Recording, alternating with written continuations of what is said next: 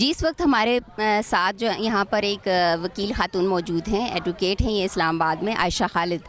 ان سے ہم پوچھتے ہیں کہ یہ جتنا بھی ہوا ہے اعظم سواتی کے ساتھ، ان کو اریسٹ کرنے کے بعد ان پر ملٹیپل FIRs کی گئی ہیں، تو یہ اس کی قانونی نوعیت کیا ہے؟ جی عائشہ بسم اللہ الرحمن الرحیم. السلام علیکم. تھینک یو سو مچ، آپ نے مجھے موقع دیا. اور ایک قانونی طور پہ اگر ہم بات کریں، اعظم سواتی صاحب کے اوپر ملٹیپل FIR ہوئی ہیں.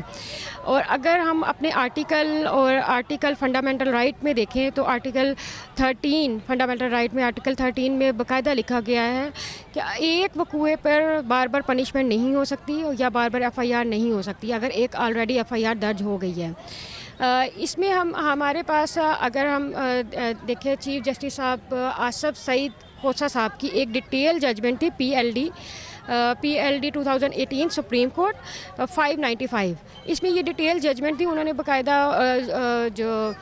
انہوں نے بتایا کہ ججمنٹ دی ہے، سائٹیشن میں بھی بتایا کہ آپ ایک ہی جب FIR درج ہو جائے اور ایک ہی اکرنس کی FIR درج ہو جائے تو اس کے اوپر دوبارہ FIR درج نہیں ہوتی. لیکن اعظم خان سواتی صاحب کے اوپر اگر ہم دیکھیں تو ایک ہی وقوعوں کے اوپر ملٹیپل FIR ہوئی ہے.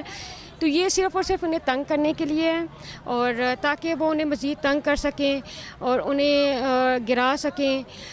تو آئی تھنک قانونی طور پر بہت زیادہ ہمارے قانون اسے تحفظ دے رہا ہے. CRPC میں بھی باقاعدہ 403 CRPC میں بھی باقاعدہ مینشن ہے کہ ایک پنشمنٹ اگر ہو گئی ہے یا ایک وقوعہ چل رہا ہے FIR کا تو دوبارہ اس میں نہیں ہو سکتا.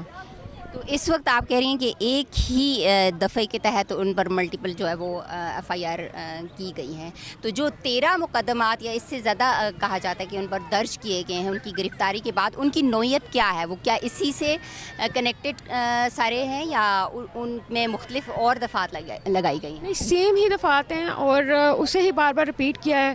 اور جب ایک ڈیٹیل ججمنٹ آ گئی ہے تو پھر اس کا سوال پیدا نہیں ہوتا، اور ان کی کوئی نوعیت، ان کی کوئی بھی صرف تنگ کرنے کے لیے، ادروائز قانونی حیثیت ان کی نہیں ہے.